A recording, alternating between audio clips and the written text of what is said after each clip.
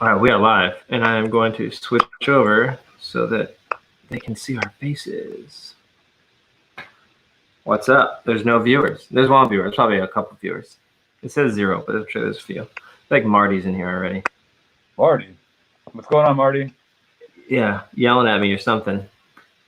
Marty thinks she's going to win a monster. I don't think that's a thing. Yeah. Does he have a couple of them already? Yeah, of all people, I don't think Marty needs to win anything. Maybe not. All right. What's going on, everybody? Marty says, hey. We set the live stream to start at 9:10 just to give everyone a 10-minute little extra time. So everybody who was saying we were late. True, but it was intentional. Yeah, so if you're in the chat now, there's like 9 or 10 of you. Welcome. Nothing crazy here going on. It's just going to be me and Chris hanging out. By the way, this is Chris of Everywhere. Say hello, Chris. How you guys doing? I'm live from my little hotel COVID quarantine. That's right.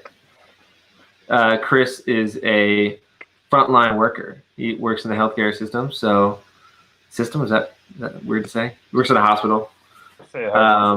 Yeah. So they got him set up in a nice little dig closer to the office, I guess. Yeah. How you been? You escaped down to Florida. It's been a while since we spoke. Yeah, man. It's been kind of weird, to be honest. Like, on the one hand, it's great because it feels like, I've been kind of working a lot, but it feels a little bit like vacation. But on the other hand, there's a lot of bugs in Florida. But on the other hand, it's been weird, and like I miss New York, of course. Like, that's my home. Like, today my wife was like, hey, when this is all over, if things are still crazy, can we move to Oregon? And I was like, I don't know, man. New York is home. She's like, things are feeling a little cleaner here lately with the sunshine and a couple rainstorms every now and then. Yeah. She was like, your buddy Rue, he lives there. I'm like, I don't know. I think Rue's out of the game now. I don't think he's quite in it. Rue's living a different life. Yeah. I just want to look and say hello to everybody. On air promo, what's up? What's going on? Everyone's here. Juice Bikes is here. What's up? Juice Bikes. Thanks for the tires. So if you guys don't know, Chris here, the two of us are makeup, and I don't know if Rue is still, the three of us, whatever. We make up everywhere, the clothing brand, if you will, doing events and making clothing for people who ride EVs. It's kind of a hard thing to kind of like self-describe. We're just a collective of people doing things and putting our talents together. Mick does some excellent video work. Rue was doing some really great design and ideas, and we made some bumpers, we made some clothing, we made some pieces to help out with just everyday riding and just supporting the things that we do, you know what I mean? And that's really what we are. We're just like a support group. So part of that is we all started riding electric unicycles together. So we're really big into that. But after Chris got injured, he decided he was going to probably try to build a bike. And so if you guys have been following the Everywhere Instagram account, you've probably been seeing some stories and some updates from Chris posting all that stuff.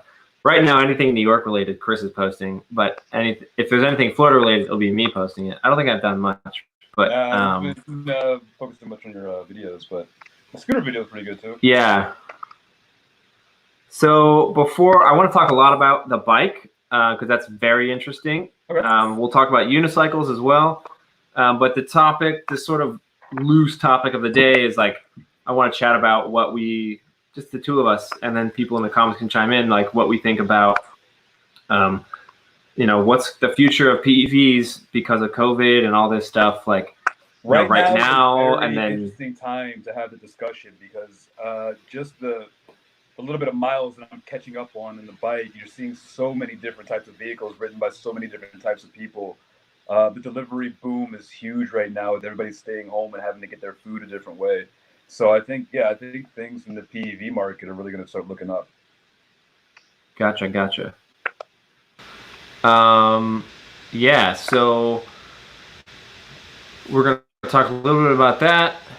But before we do that, I just want to let everybody know what is the whole like giveaway. So basically, we are going to be doing a little giveaway here. I kind of wrote it out down here. I recently have been sort of sponsored an ambassadorship with Shredlights, so they have a lot of new exciting products coming out. They're a great company making these awesome lights for EV riders. So whether you have an e-bike or a unicycle or a one wheel or e-board, of course, that's kind of their genesis was in e-boards. You can definitely make use of these things. So I just have like a ton of Shredlight stuff here, like a whole box full of everything. So here's basically what the giveaway is going to be. I'm going to announce it at the end, but basically right now during the live stream, pop over to Instagram. You got to follow the evwear.nyc Instagram account and then follow the evX_Mick Instagram account. And then DM me on the EVX account. DM me and send me your most interesting picture of you on your PEV during COVID. So it could be funny, it could be over the top exaggerated, it could be weird, whatever. Hopefully you're not streaking or anything. but send me your most interesting pic of you on your PEV during COVID, and in a little bit here, I will just rifle through those and I'll see if I can maybe pull some of those up and show it, and I will pick the winner based on just whatever strikes me. And I will send you, depending on what your EV is, I'll send you an appropriate package full of Shredlights and also like the accompanying mounts for whatever you are. So they've got bike stuff, unicycle stuff, board mounts, all of it. They got a backpack mount too. I didn't even know this. So if you have a backpack, you can totally make use of that too. That's my all right, so let's. Yeah, so that's a lot of us, especially if you ride an electric unicycle. You're definitely going to be into the backpack mount. I think everybody in New York City rides with the backpack on. Cool. So let's dive in. I want to talk about your bike. So start from like the genesis and tell us like what the whole bike situation's been. Why did you start to build it, and like what are the pieces of the puzzle? Just take me through that journey. Okay, yeah. So, well, like you mentioned earlier, around March of last year, I got into a car on my NX and fractured my knee, man, split it right in half. So I was out for, I don't even know how long it was at this point. I was out for a long time. And got back on the unicycle right away, man. Things like good. I was out there riding. Remember, we went up to Bronx and we did all kinds of stuff. But it was like, 2 weeks before I was back down and had to have surgery all over again. A little too soon. Yeah. So, hey, I just think stuff a little bit, try to do something that's a little, has some reflections. Has a little bit more room to give when things go wrong. And switched up a bit, so I wanted to do a bike. I decided on a 204 platform mostly, which is like a Super 73 or like a juice bike platform, 20 inches by 4-inch tires. It's small enough for like an apartment. Actually, I have it here in the hotel with me right now while I'm quarantining. It's really important to do my feet, being able to take your vehicle indoors to you. Maybe not to like where you eat so much, but like where you stay. You don't want to make mistakes outside. And so it's been a bit of a journey. I started out with a cycle train kit. Swapped out the Ford Inverted Ford. It has fully adjustable dampers front and rear. Suspension's huge in my seat. Bumps, it's not what you want to deal with, especially when you're going fast. Dealing with power, like, suspension's number one before anything else. But speaking of power, I went to the CYC motor kit, which was a headache on its own. It's like every decision I made with this bike was like headache after headache after headache. Nothing was just bolt on. Everything had to be either relays with like wider hubs because the fork spacing was weird, and then like the motor wasn't. Well, all right. The issue with the motor turned out to be a lot of the mid-drive kits are hub mounted. Like they mount to the bottom bracket. So on most bikes, the bottom bracket is separate from the swing arm. But of course, me being me, I chose the kit where the swing arm and the bottom bracket are one, which is not good for anything like street driving at all. Right? You have a lot of movement, the engine clanks around as you bump. So we had to come up with some like really interesting solutions to that. I took it down to Unicycle from Red Hook, the Japanese motor shop, single worker, just great metal fabrication, has every tool imaginable. And he typically doesn't take on work like from the street. You know, he's pretty booked. And I brought him the project. He looked at me and he was like, "This is kind of interesting. This is kind of cool.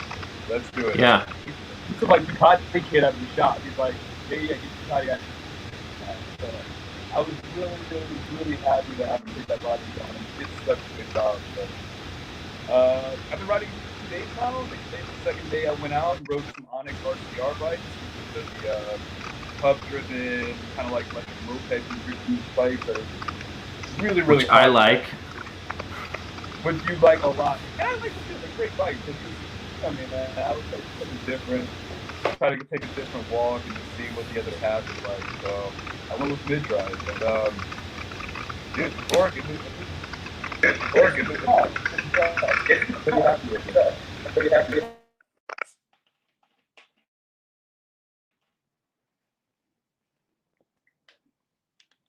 Uh-oh, did I lose him? Hey guys, I think I lost Mick. I have no idea what's going on now. Let's see if I can see these chats.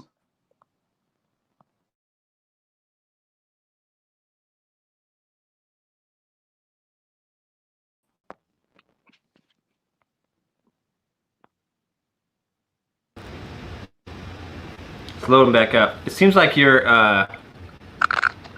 the sound on your phone is being weird still. Can you hear me? I can hear you fine, yeah. Can you hear me? I can't see the chat. I'm on my mobile. Testing. How are we?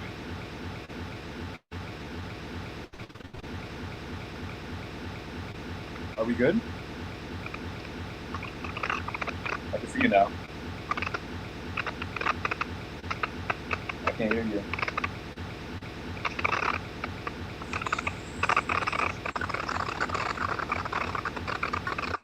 I don't know what the situation is with the microphone. Is it on your end? I think it's on your phone.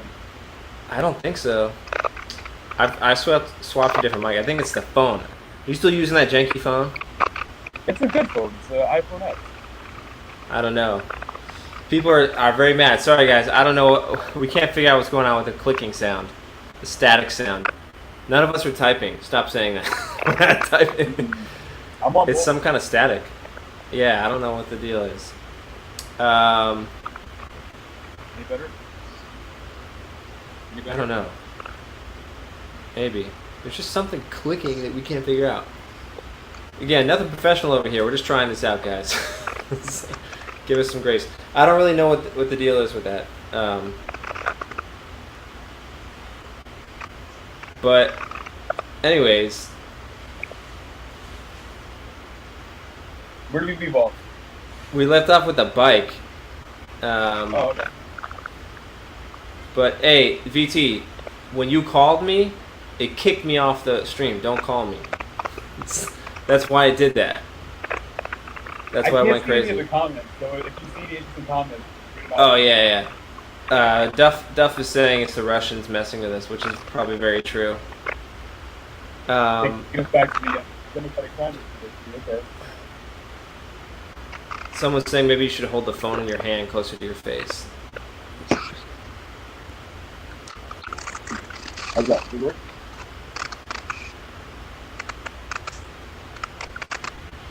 I still hear clicking, but your guess is as good as mine at this point.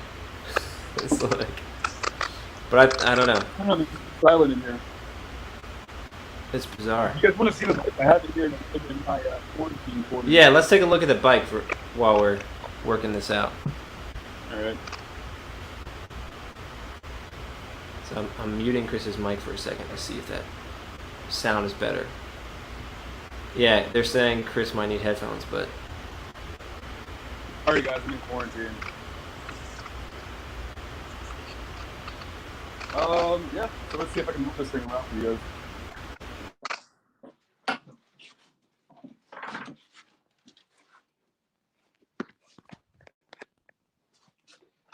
So here's what we have here. Can they hear me at all or no?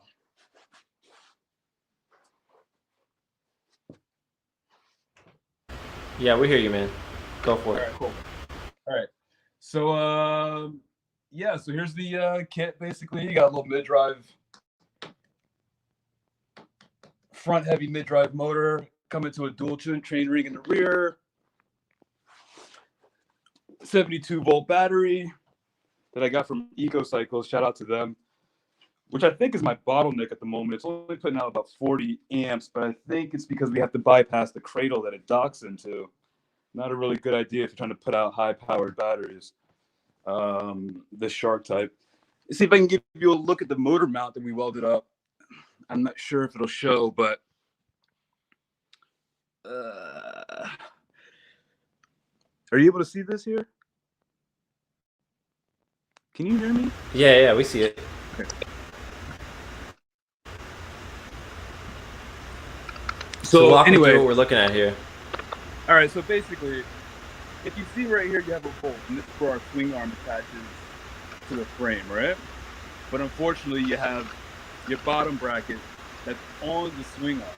So anytime that the shocks compress here, you're gonna get movement of this motor, which is gonna come and knock on your frame. So we had to go and come up with some pretty innovative ways to support this to the swing arm so that it all moves in unison, as well as having to fabricate some of the cups because the bore was too big on the plates. I don't recommend this combo for anybody, but I do recommend the 204 bikes, especially high-powered 204 bikes. I think there's a lot of potential for them. Most people aren't really going over 40. I think you might be able to do a safe 55 on this tire platform. And I'm going to keep pushing it, and I'll report back as I do. But that's about it for the bike front. There's a guy in Russia saying, cool bike to be on, but I prefer ice. I don't know what that is. Actually, you know what's funny? I started following an account, a Russian account. They're doing unicycle ice racing with like these one-wheeled motorcycles with like sleds in the front or something. Have you noticed that on the Instagram? No. Russia, man. I don't know. So, how far was the ride today? Like, where'd you guys go? What was the feel like? Today's ride was amazing. I really want to say shout out to Vinny and shout out to David and shout out to Chris for setting that up. We had a really good ride. We started off in Kung Fu Tea, which I got left at, by the way. I'm like putting my gloves on, and then they like take off, hit those two corners, and you know if you don't catch them at that two corners, it's a wrap.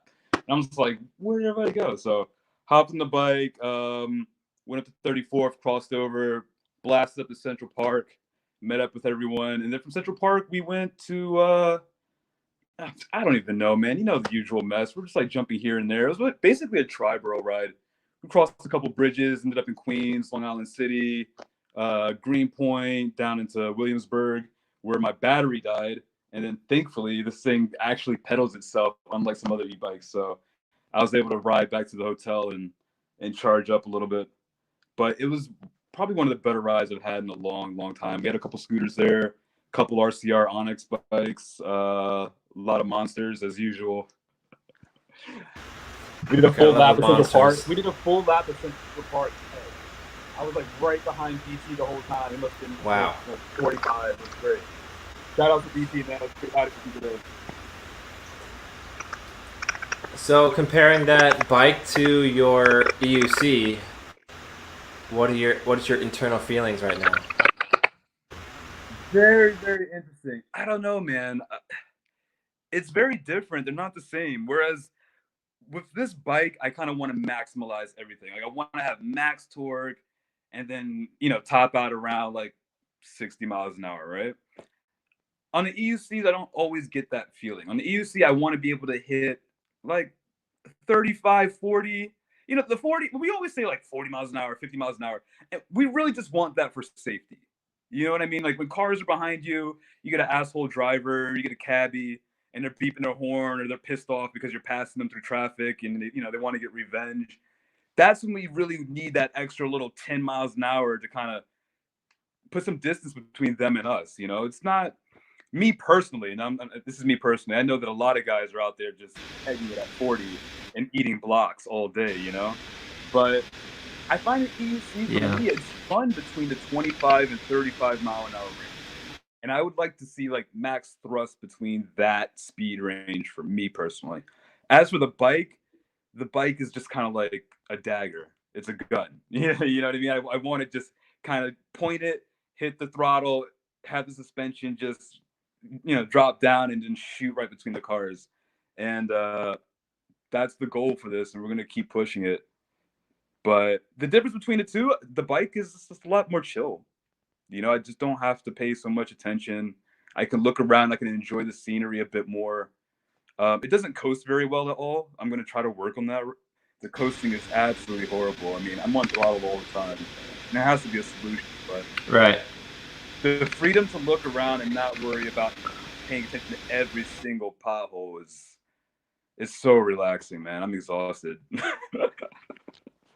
I commute on these things every day for years and years and years. And now I need a break, I feel you. What's going on, Jesse? Jesse Pike, Clown is in here. What's going on, Clown? I don't. Juice is saying something about elbow cough. I don't know what they're referring to. But yeah, so somebody was asking about what's COVID like. I know like New York was crazy, so like I took me and my family, like I have 3 kids, so like we were like, listen, my wife was working, so like trying to work from our tiny apartment with like the 5 of us wasn't really working out because the kids need to get outside. It was wild. So my parents live in Florida, so we came down here, and down here it's better than like kind of live in your backyard, or like in your front yard, and like you're not near anyone. Yeah. I'm riding around, the neighborhood, whatever, and I got a mask, and I got a face helmet if I need to. But like my mom is shopping and stuff, so I'm not really like, on my block in Brooklyn, like if I go outside, 20 people on the block, so you can't avoid people. Yeah, I know that New York's on the decline technically. Yes. No, we are. I believe we are. What's it like right now in New York City? Well, you remember when you left, right? Do you know what the date was? March 27th. March 27th. I think that weekend was the craziest. It was insane. I mean, I was in Bed-Stuy a lot that weekend, and nonstop sirens. I mean, you couldn't even go into a store without someone telling you, like, man, these sirens, they don't stop. Another one. Everyone knew every siren was a COVID case. You know what I mean?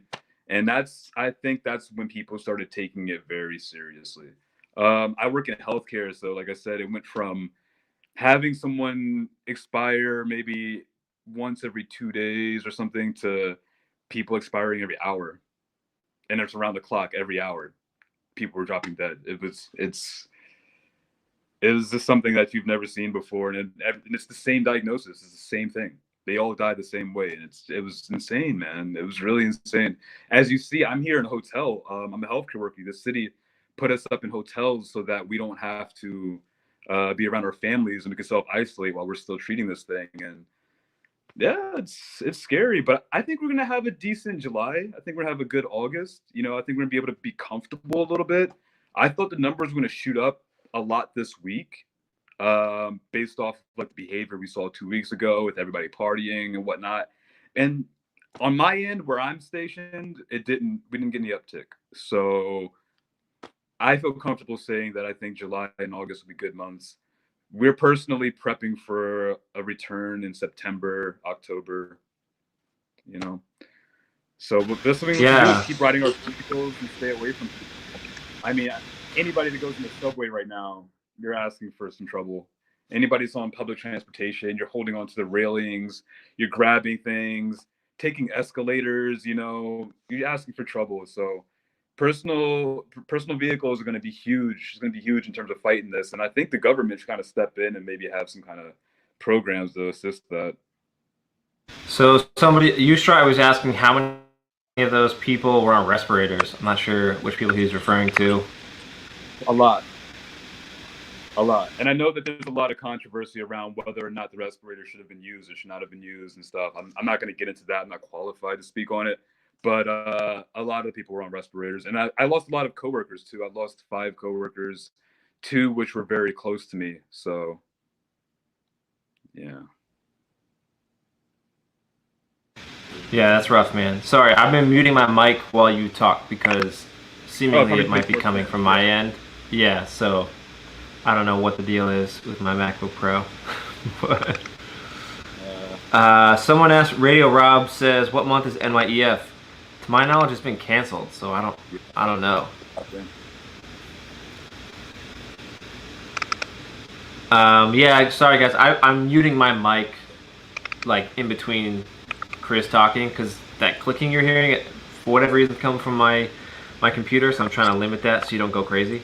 So if I just forgot to click it one time, that's what was happening. It's not freezing. I just was slow. Ustride said, the respirators are the main cause of many of these deaths because it takes over the function of what the body's supposed to be doing. A lot of people are saying that now. Again, I'm not qualified to speak on it. My hospital actually didn't have that many respirators. We didn't get a lot of equipment until recently. We're actually, and it's funny, a lot of the programs that they're coming up with are really kind of late to it. I just got this hotel room and like we're already on the downward spiral. So, you know, everybody's just trying to do what they can. No one really knows, and it's hopefully if there is a second wave, we're better prepared. You know. I forgot to unmute there. I was going to say, for anybody who just joined in, I see we got about 34 people. Spread it out there. We're trying to hit 50 people here. But the giveaway is a bunch of shred lights that I got in stock here. So if you're riding an e-bike, unicycle, one wheel, e-board, whatever you got going on, I'll send you a package. But the deal is you got to go follow the evX, there it is, evX_Mick Instagram account, and then go follow Chris, evwear.nyc on Instagram, and hit me up in the DM on the EVX. Send me a photo of you on your PEV. Was that? Yeah. It may not be a fest this year, but we're definitely going to try to have some type of event that's going to be a multi-platform for every type of PEV in New York City. It might not be until close towards like the end of summer. We want to give COVID a little bit of a chance to kind of clear its way out. The cops do not like us doing group rides. They've been shutting them down. Actually, I don't think they're going to be happening from HQ anymore. So yeah, we have to give it some time for things to kind of clear out before we get back to normal, even just with group rides. That's going to change. That's going to change going forward. Yeah, I think there's some people mad about it, but we have to roll with it. Yeah, so as I was saying before, just send those photos, DM me with your most interesting photo of you on your PEV to the evX_Mick on Instagram. And at the end of this stream here, I'm gonna pick out of those photos what I like the best, what I find interesting, and we'll send you, we'll get you out a bunch of shred lights. So that's the giveaway here. Yeah, so look, E-Rider, EH saying, whoa man, perfect. I've been looking to get some. On-air promo says he sent us both the same photo, so we can check either way. Clown is saying, be nice to the cops. Yeah, you don't gotta tell me twice. Very nice. Actually, it's funny. I got lost on the ride back into Long Island City from Manhattan, and I think like 2 of the scooter guys got flats. I stopped for them to make sure they were good. They were like, "Yeah, go ahead." So then I took off, but then once you turn around and you turn around again, everybody's gone. You have no idea which way they went. So I pull into the park, and there's maybe like six police cars, all these officers kind of standing around. And I pull up to them and I'm like, hey, did you guys see any guys in a bunch of electric shit? And they just look at me and they're like, no. I pull over, hit the throttle, spin off, and just take off. And they didn't even care. And I was so happy about that. But, you know, cops. Marty was saying, he's electric unicycles. Marty is saying group rides in Cali haven't really changed. We don't really interact with police. They're too spread out over here. Good for you guys, man. You get police every like 5 blocks. There's a lot more police now because they're actually keeping up with the COVID. So there's like state police. They're everywhere. They're really everywhere. I'm going to add this little banner up again if I can, just so we can see. Anybody who wants to know what to go follow, here's the Instagram stuff. So Chris, I'm going to throw it to you because my mic is sucky, but I'll chime back in a second. What do you think the like what's going to be the new norm for PEVs after what we're going through now? Either like right now, ongoing, and then also the future. Like, is it going to be good, bad? What are all your thoughts? Okay, well, it's kind of funny. I don't know if you guys know the bike company DYU. They make like these micro 12-inch or like 14-inch bicycles that are like folding or whatever. They just sent me their newest bike, which they're kind of like pushing for like COVID relief. And it's a 12-inch bicycle, does like 10 miles per hour. I think you're going to see a lot of low-end vehicles coming out. You're going to see things that they're going to try to sell to the general public, not to speed demons, not to sports enthusiasts, but just general PEVs. That's going to be the main focus. Getting people off the subways, getting people off the car shares. Me personally, I was never into the share economy. I think personal ownership is very important. Personal ownership gives you responsibility. And as a society, we kind of like throw away personal responsibility a lot these days. So I believe ownership kind of is important. And I'm seeing that it's going to be forced to come back because of COVID, but it's a good thing. Lightweight vehicles, you're going to see carbon fiber frame folding bikes. You're going to see different things instead of using like front disc brakes, using regen when they can, like on the e-Tau scooter. Remember that? And I thought that was really cool. Lightweight, portable. That's what's next. Actually, you know, it's funny. I was watching the news just yesterday, and they had a inflatable backpack like bike. Yeah. What? It's called like a Primo or something. So it looks like an air mattress, and you inflate it with like a hand pump. I don't know why it doesn't self-inflate, but I guess it's to like save some range or whatever. But you put like 10 psi in this thing, and you sit on it like a horse, and you like bend the head, and it turns around. It's so bizarre, but I was like, that's awesome. I would love to have that and just try it out and just, you know, just different things. So what we're gonna do is with this DYU bike that they sent me, I can't use it. It's 10 miles an hour. I can't even go to the store on it. It's laughable. I think it's actually insulting that they even sell these products. It really is, because, you know, here you are. You're someone who's excited to get an electric bike. You're excited to go, I'm gonna beat COVID. I'm gonna go to work, and then you leave your house and you sit on something, and city bikes are like zooming by you like it's nobody's business. They have to stop doing that. But we're gonna try to modify this little pocket bike.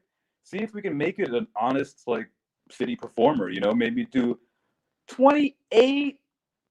Maybe, I don't know, braking performance on these things are dangerous. You know, like you hit that front brake and it throws you right over it. It's like an ejection seat. But we might come up with some solutions. You know, we have to get creative. But you're going to see a lot of that small stuff. I don't really see EUCs getting faster right away.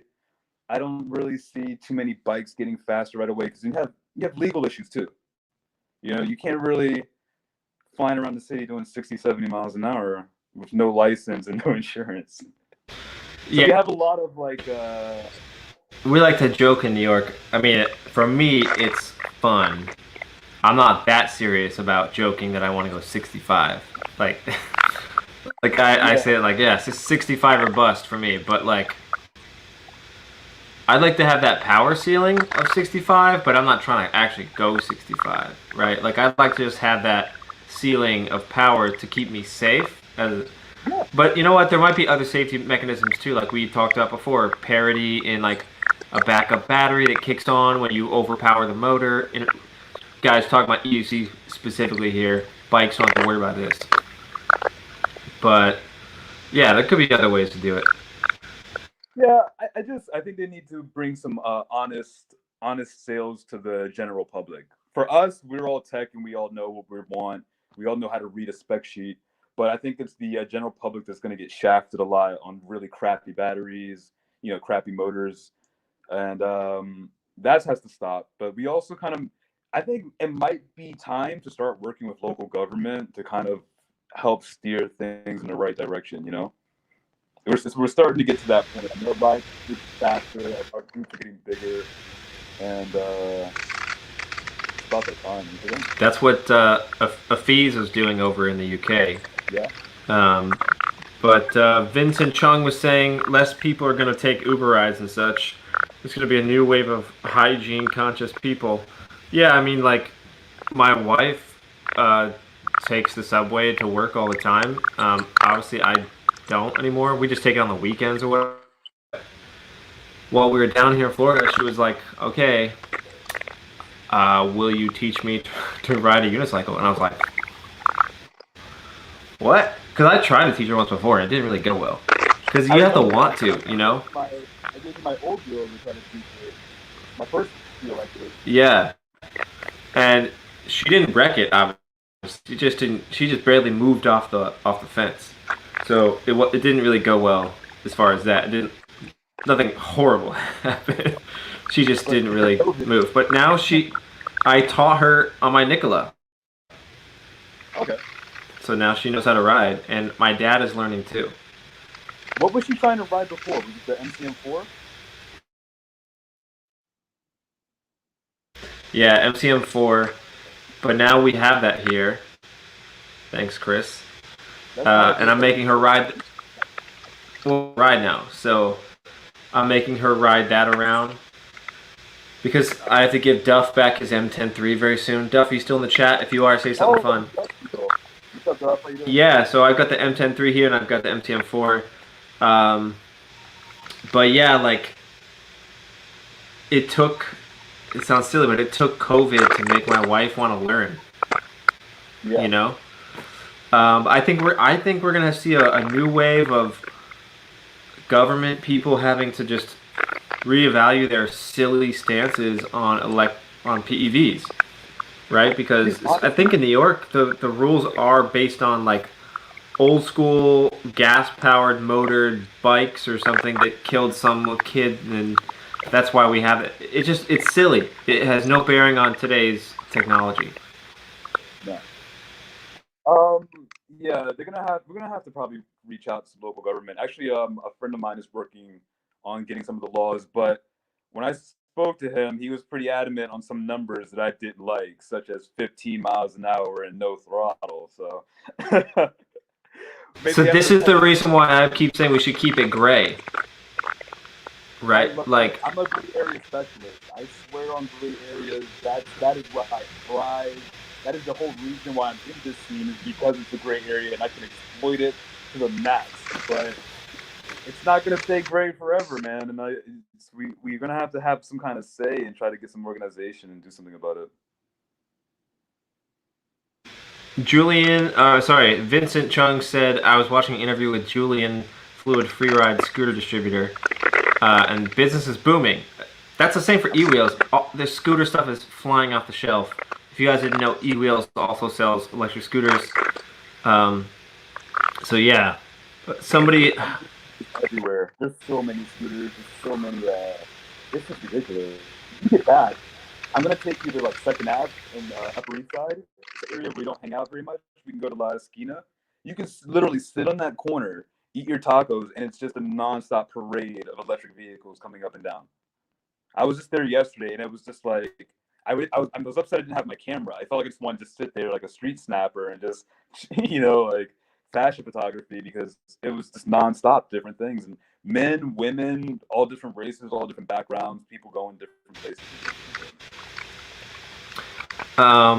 Yes.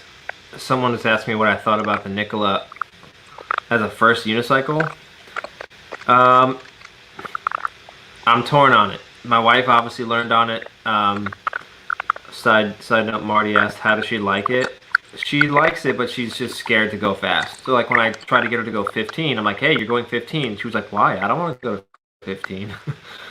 um, I wanted her to just get like I think a 15 is a good cruising speed though, like when you're in the city. So I wanted it baby steps. I wanted to get her used to what faster speed feels like. She doesn't necessarily have to go that fast.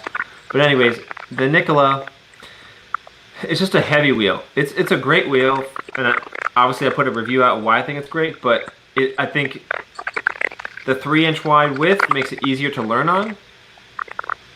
But the downside is very heavy, so the muscle memory is a little bit more complicated to figure out with your legs because it's so heavy.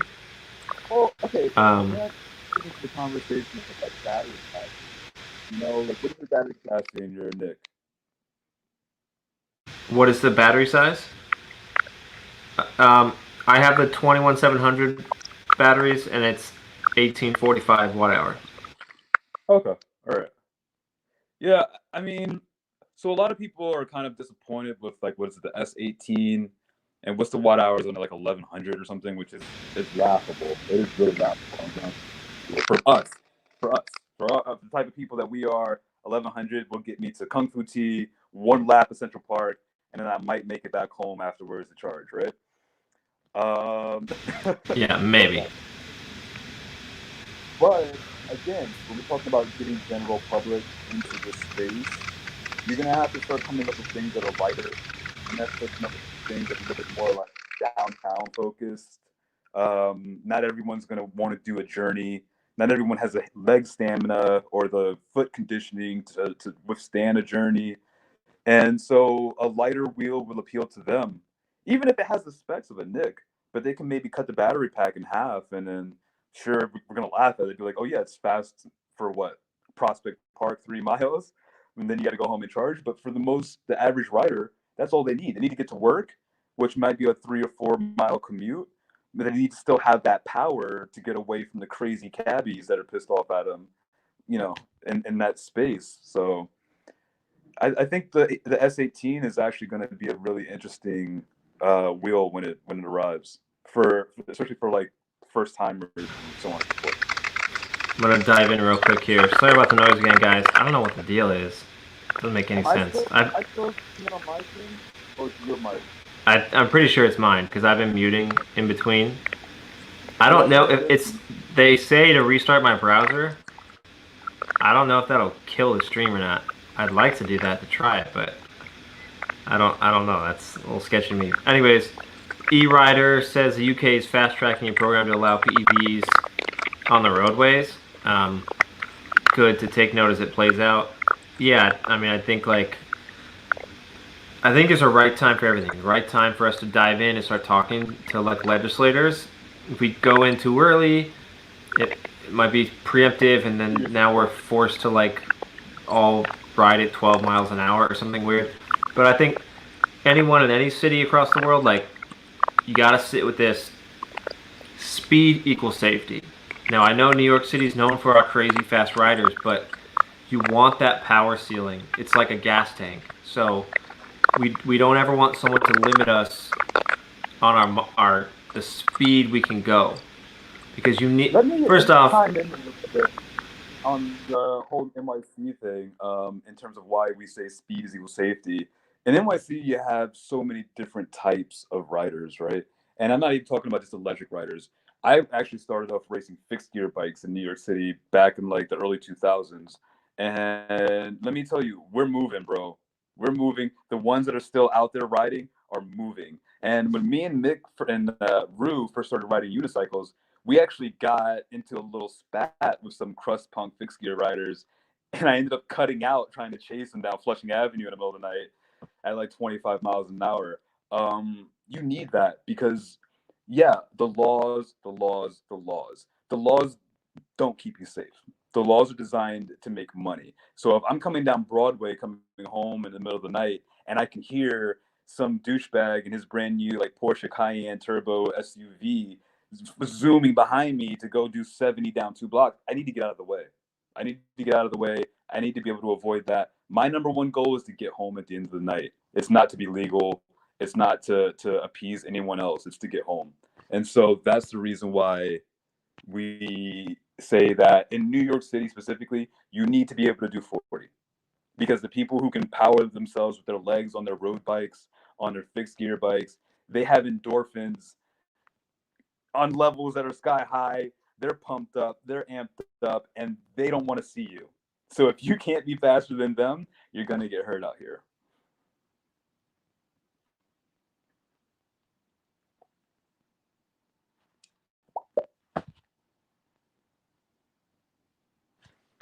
I wonder if the aggressive looks of the S18 would really appeal to the general public. That's true. It's a little too aggressive, I think. They could have toned it down. I like it. I like the white one. It reminds me of like a Gundam robot or something like that. I would probably put like blue and yellow stickers on it and stuff, but that's me. The general public tends to not like things that are so aggressive, and I think that's where the Nick really kind of shines, because it's kind of round, reminiscent of a Roomba. People feel comfortable with it. I don't really. All right, I'm not going to say I don't like anything. I'm going to shut up right there.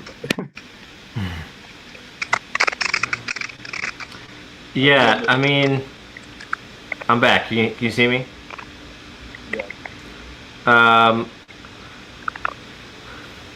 It's a tough call. I mean, it's an aggressive. Especially the S18, it's aggressive. You know, it's very aggressive looking. It's very like BMX. You know, mobbing around town, very chooch. You know, it's very. So I don't. Shout out to Chooch. Yeah, shout out to Chooch.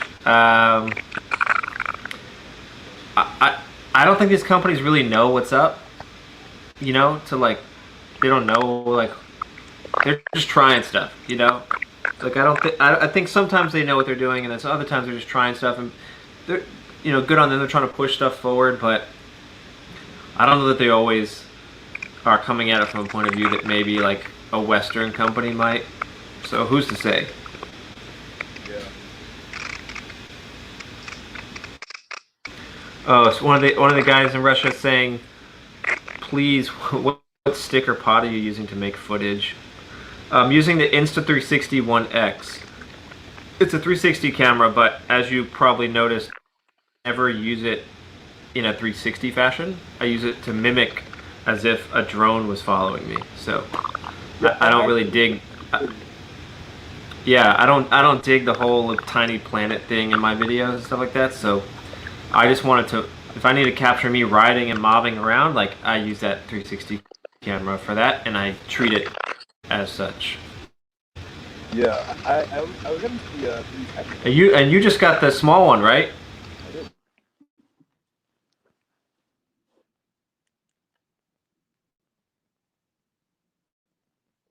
This is the Insta360 Go. So this is actually kind of interesting. I picked this up because I'm not Mick. Like, I don't have the skills that he has. I can't put together those beautiful videos, nor do I really care to. I got a life to live.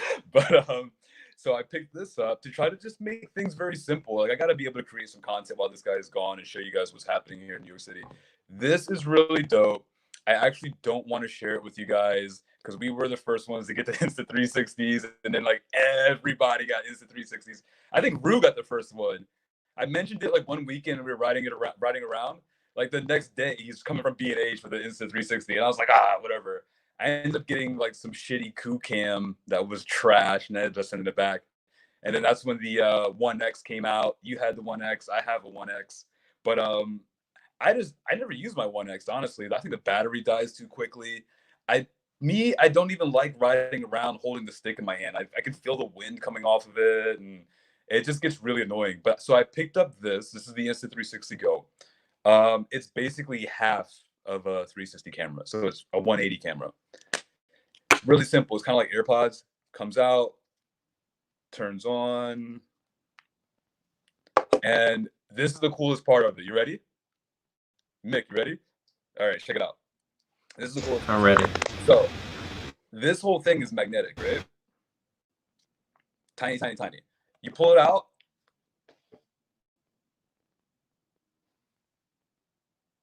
That's it. That's super clutch, especially whatever you're doing, riding, whatever you're riding. That's it. Take it off. You have your footage. It's really, really awesome. Now, it's only 1080p. It's not the greatest quality, as some of you guys seen in my stories. I was doing some vlogging at the motorcycle shop, and we were building the bike. I tried to actually shoot with it today when we were doing the bike rides, but my mount was all messed up. I had too much stuff going on sometimes. But this is a great little pickup, man. If you guys don't mind having some low quality footage, which I never mind, I kind of like things really grungy and whatnot. It's a fun little toy. I've dropped it a million times. I swear I drop this thing every single time I wear it. I forget that it's on, so I'm like taking my hoodie off and it goes flying across the room. Dude, that sounds awful. Let me show you this. So you wear like this little pendant underneath your shirt, and it's just a magnetic plate. That's it. It's pretty dope for sure. Send me money. The whole evening now.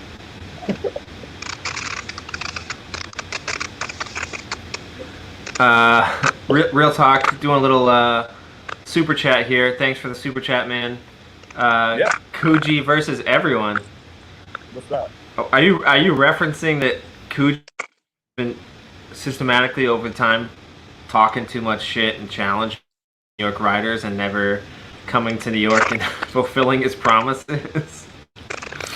That was a thing that came up in the live stream for a while. If you guys know the Black Cobra, Irwin over Massachusetts, he did a live stream with, I think it was him, with Tish.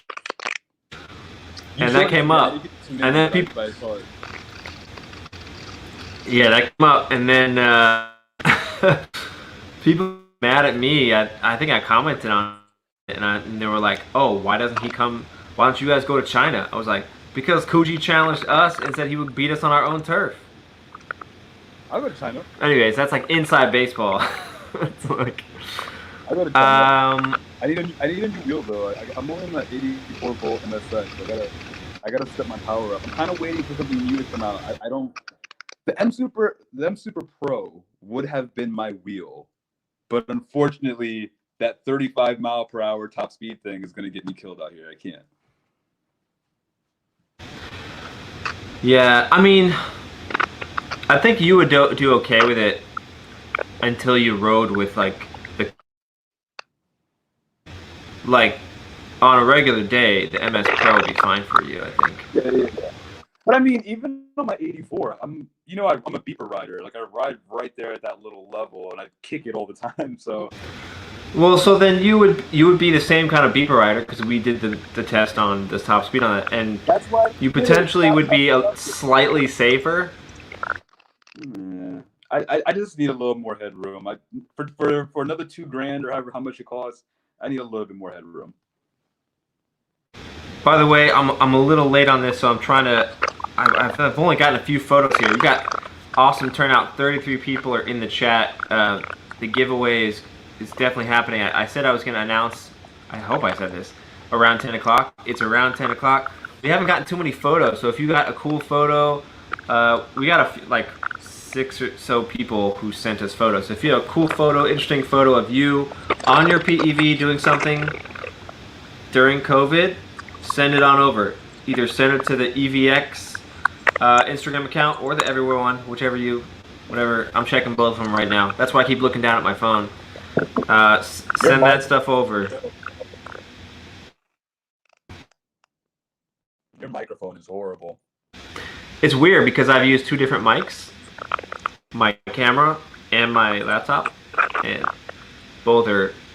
I think it's that internet or something. Something's off. Florida internet. It's that Florida internet. Okay, so somebody's asking about the MSS measure up against the high-speed Gotway MSP offered. Now, is he talking about just the high-speed version of MSP? I'm not familiar with MSS. So, MSS is created by a guy in Europe, I believe, and he bought a different motor. I think he also rewound it, and it hits 80 kilometers an hour. Someone do the math on that, whatever that is. High 40s, 50 maybe, I don't know. E-Wheels is just basically taking the MSX motor and putting it into the MS Pro. So The 100-volt MSX motor. So it's the high torque versus the high speed. Okay. All right. Yeah, I like the torque, man. Like again, I think a lot of people underappreciate the torque in a EUC. I often describe riding EUCs as like infinite falling, right? So you're able to kind of just like you're just falling forever. When you have a lot more torque in the low end, it kind of allows for you to have a different style of riding. It's a little bit more dynamic. You're able to kind of lean into things and pull little angles around. And this isn't high speed riding. This is just like 20, the sweet spot, which I call 25 to 35, right? I think I would just like to see a lot of thrust in that zone because for me, I just like to carve around, cars, kind of stop at the light, spin around a shorty 3 times, and then just like blast off downtown.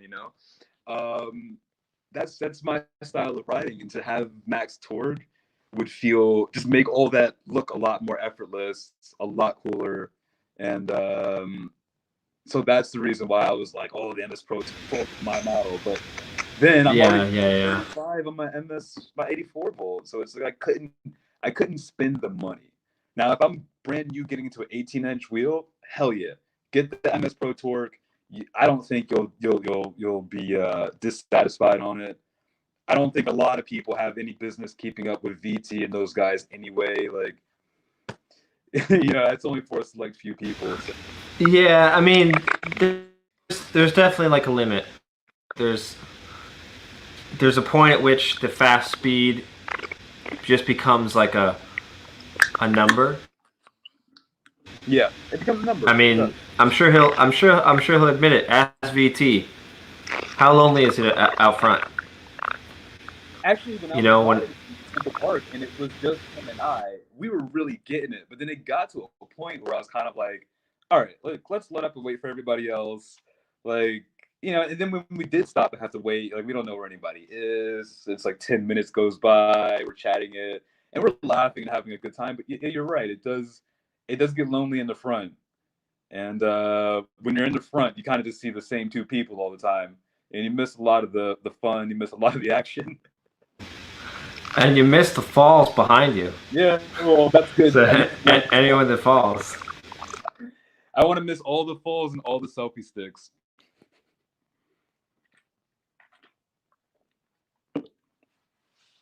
He sent me another little, maybe no, same one. Never mind. Thanks again for that. Oh, look at me wearing shorts. I never wear shorts. It's ruining me. Home right before the rain started today. I'm trying to jump into some stuff here that's a little on. See you later. I don't know the guy. I don't know how to say his name from Russia. It's a very long name. See you later, bud. Going to bed, I see. A wire issue possibly is what VT's saying about my mic. I'm just using the mic from my laptop, so. It's that Florida internet, man. It's like a Chrome issue. I don't know what it is.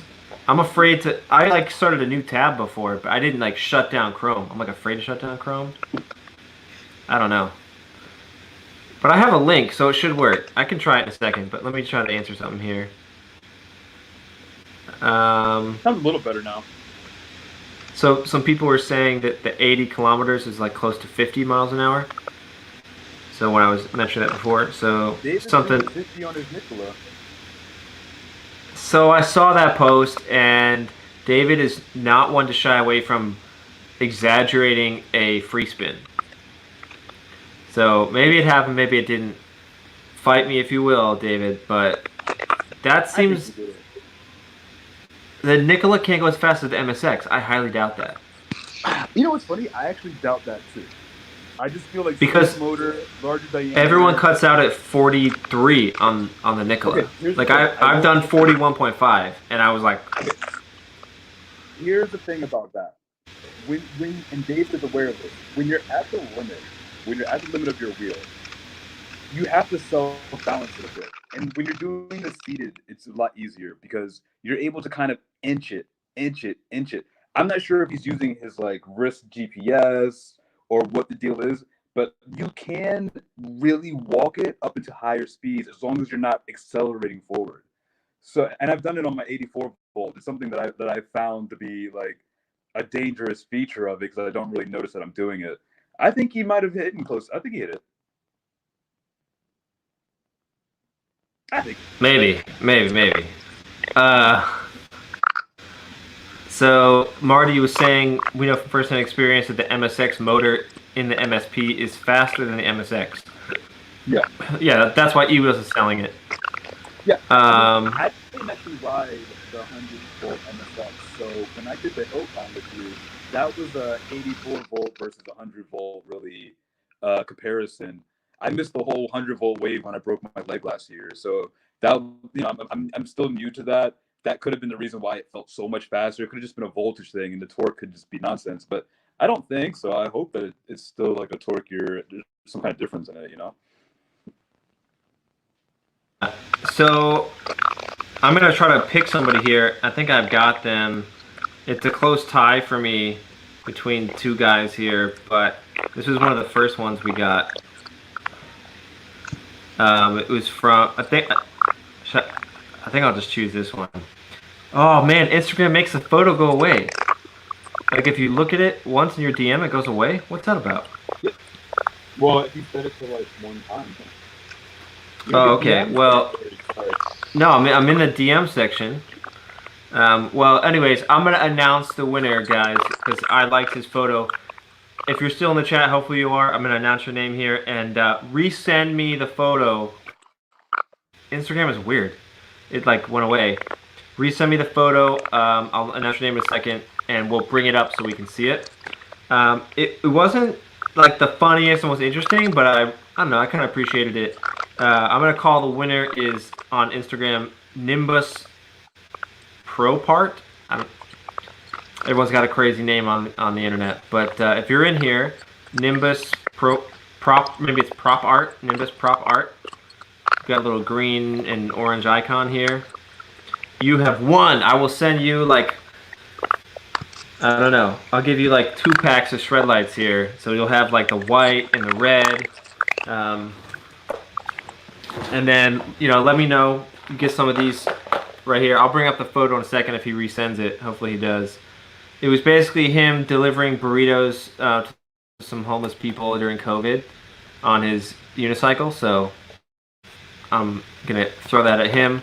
Some of the other stuff was kind of funny, guys. There was, I want to mention, the other stuff was hilarious. Some was hilarious. Who was it? Super 73 Phil. I dug your photos. It was like, I guess it was Christmas time though. Okay, Nimbus resent it, so I'm gonna screenshot it so that I can throw it in the other chat and bring it up. I'm gonna answer Vincent over here. He's asking how many people in here actually ride 40 consistently. I've only been riding for 6 months now, and I'm definitely not riding 40 yet. Take your time, man. 6 months. We were riding 14-inch unicycles for 6 months, doing 22 miles an hour and being really stoked about it, you know? Take your time. Don't go chasing numbers. Don't get hurt. I just got out of 10 months in a bed because I had to have 2 surgeries at 30 miles an hour, you know? So take your time. Don't chase numbers. Enjoy yourself. But to answer the question, a lot of people are. A lot of people here in New York City are riding 40 miles per hour consistently, and they're doing it. I can honestly say VT is out here riding 35, 40 miles an hour for a good amount of blocks. And yeah, but don't chase numbers, man. Just chase fun. What do we have here? Oh, dope.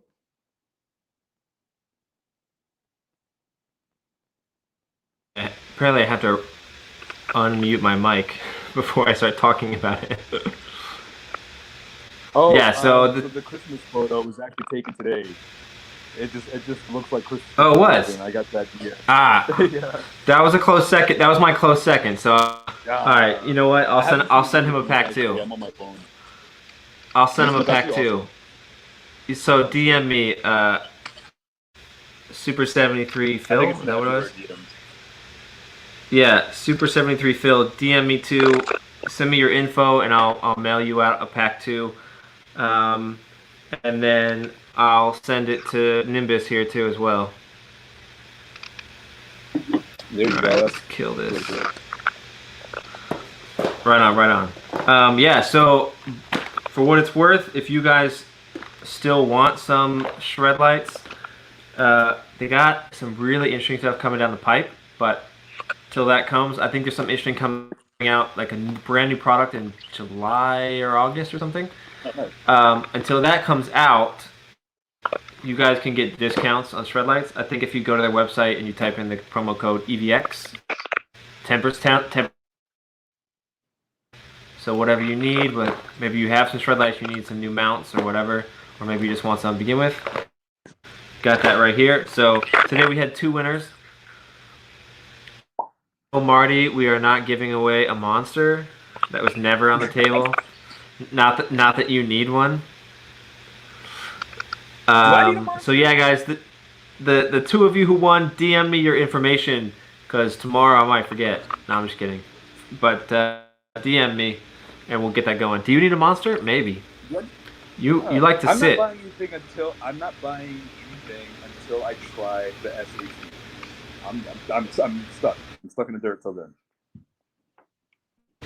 Yeah, I mean, we'll all on the East Coast or West Coast, whoever goes first. I'm not really sure where it's going, but I think everyone in America is so eager just to try, right? Like that's the thing. Or, like, I mean, even I think as what's the InMotion, the S11 or the V11. The V11. Yeah. I mean, the V11. I'm really curious as to how that whole function works, and if it'll really like suit my writing style, or maybe even like amplify my writing style. You know, I just until then I feel like I don't know. I'm good with my 84 volt.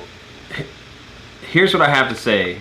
From not writing it yet, all of the footage that we've seen coming from InMotion and Kingsong, so far, I don't think any of them have actually answered any of my questions. All of the marketing videos, some of, like the InMotion ones are boring.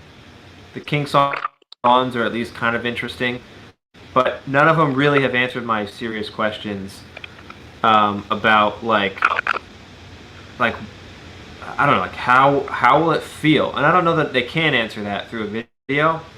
I mean, as a video guy, I feel like there's certain ways I would have filmed it to showcase things I have, like better than what I've seen. It's a little cocky, I guess, but in general, I feel like you just gotta ride it, you know? Yeah, exactly. The video that got me was the bunny hop, where the guy preloaded suspension and then kind of jumped up a bit. That was the only one. On the S18. Yeah. So I saw that video, I didn't care. But once he just like 2 pumps and then launched into the air, I said, that I need that. I need that. I mean, it's clear that it's clear that the S18 is going to be geared towards that guy who wants to mob around town and do some tricks and jump some stuff and do fun little things like that. And the V11 is more geared towards a more long distance trail rider who maybe wanted some suspension to help out and make things a little easier. It needs that giant motor it's got, the safety functions it has. No one's talking about the safety features on the V11. And the V11 is gonna, I should say this carefully, I don't know if it's gonna ship with a seat, but they have a seat, so you might have to buy that separate. I don't really know. But that, to me, that's what. I'm a seated rider. So like the V11, like I need that seat. So Jason, if you're watching, because I know you watch everything, when you send me that V11 to test out, get that seat too. We need to try seat. I don't ride without seats these days, so seats are a must. So first on the scene said, is Mickey gonna replace his Nikola Plus for suspension? Hell no. But I might add to the collection maybe, but we'll see. It all depends on finances, as always. We're not all, you know, independently wealthy like Marty or whatever he's got going on over there, where he can own every single unicycle known to man. My 84 volt is still kicking, bro. You have the best AliExpress 84 volt MSX ever purchased. It's unstoppable. It's unstoppable. I haven't touched the thing on it. It's like 3,000 miles in that sucker. Same tire. Yeah, first on the scene. I like your name, by the way. First on scene. Drug Lord. He's referencing my Nikola video where I said that all those beautiful houses in Fort Lauderdale Beach can only be attributed to drugs. Like, there's no. How else would you have all that? because all the football players live in Miami. Which, ironically, some people have been mixing that up. They've been like thinking that I was in Miami. A lot of people commented on that video and been like, "Yo, Miami's hot." I'm like, "True, but that's not where I'm at." I get it's confusing. I have been to Miami a ton since I've been here and rode with the Miami guys. So it is lit. We rode down there, Key Biscayne, Miami Beach, like all that jazz. But that video specifically was shot in Fort Lauderdale because that was a beach that I went to as a kid. Yeah, Miami is lit. I got a rider profile coming out sometime soon on one of the guys down here. It's gonna be great, man. I got a lot of great footage, and as my buddy in New York said, he's not in this scene at all, but he's like, dude, your footage it's pure sex. I don't know how to put it, but the footage is just sex because it's just the way you've color graded and the way the beach is just so different from the gloomy New York stuff you always put out. That's why I was like, that's why I got the instant decision to go. I was like, dude, I'm not even gonna try to like. I'll wait till Mick comes back to just get footage. Like till then, you got to crappy 1080p, like whatever. Hey man, but it's. I think what's interesting is that I would challenge you to like just put it not just here on your chest. That's a dope angle. It gives a lot of interesting perspective. Like I loved when you went to the bike shop. It didn't matter that I didn't know what you were talking about or whatever, but like I liked that angle. But try different stuff with it because like that's the beauty of it, right? You know, definitely. Put it somewhere weird and shoot some stuff. As things start to normalize around here with COVID and work and stuff, I'm definitely going to be focusing more time on covering the scene and making some things happen. It's just in New York, it's one thing after another, and it's just like, oh gosh. But I think things should be getting normal here in the next 2 weeks or so. When are you coming back? We're just waiting. So my wife works in fashion, and we're just kind of waiting until her company says we need you back in the office. She's been furloughed, so like we're just like living off unemployment and stuff. I have small jobs coming in from like I work in the film industry, obviously, and like a lot of it's shut down, you know, for obvious reasons. Like so people aren't shooting stuff, but I worked on. I'm in the middle of it now. I'm working on a GQ commercial. It's like a kind of like a mini doc. It's gonna be like a 2 to 3 minute piece, but it's all like self shot. So the actor they're profiling, like they handed him an iPhone and they had a Zoom call with 25 people coaching him on where to put the iPhone to get the shots. Bizarre, man. But I'm like doing the post production for that right now. So my YouTube was like trucking. So now I have a backlog of videos that I've shot, and now I'm just like I slammed into a wall because that job started this week. Like Wednesday it started, so I'm like diving in hardcore. I've been putting in some late nights, so if anyone's been talking to me online, you probably noticed me up really late, especially my European friends. Well, like I was telling you before we even started this whole interview, I actually just came off of a night shift. So I just did 11 p.m. to 7 a.m. Came back to the hotel. I didn't even go to sleep. Got my things together. Blasted up to HQ to go do the group ride at 1 o'clock. Rode all the way around. The battery died. Then I rode my dead battery bike all the way back to the hotel. I didn't eat anything. I hadn't just running on complete empty tank. I'm over maybe 30 hours of no sleep at this point. So as soon as we get off this call, that's it. I'm hitting the sack, and I actually got to work tomorrow at 7 a.m. So that's a whole other thing. Well, we won't go too much longer. Man, it's brutal, but I think we're going to see the end of the tunnel with it. So somebody was asking when will... Yeah, I miss it a lot, and like, but on the one hand, I know it's not like regular, like it's not every day. So like, if I came back tomorrow, the only thing to do here it wouldn't be the same. So drink and eat is the only thing. You can go to a bar and get drunk. You can go pick up food. We can do down here in Florida too. Yeah. Like, okay, I think some things in the county I'm in Florida have opened, but as a family, we're not doing shit. Yeah. We've decided, like I think some restaurants and gyms are opening or whatever. We're like, we're not going to a restaurant.